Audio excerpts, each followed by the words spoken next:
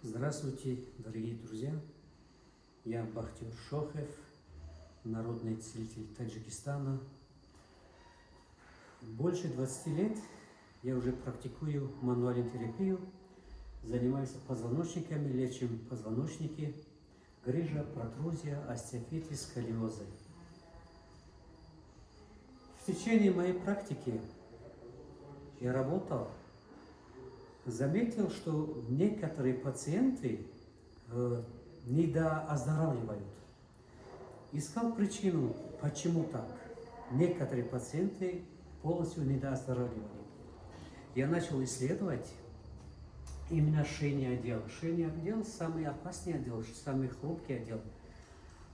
Малейшая манипуляция можно сделать человека параличом.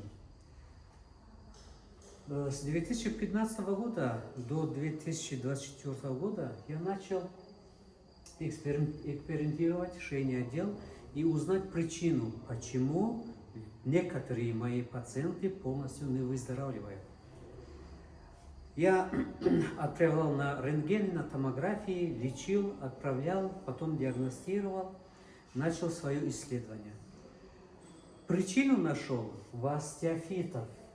Когда получается, что в позвоночнике, в шейном отделе именно появляются остеофиты, эти остеофиты невозможно лечить с помощью массажа, укола, физиотерапии или с помощью другого.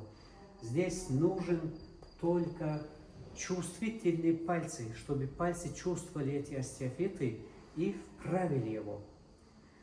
Когда нет чувствительных пальцев, мы не можем вправить остеофитов.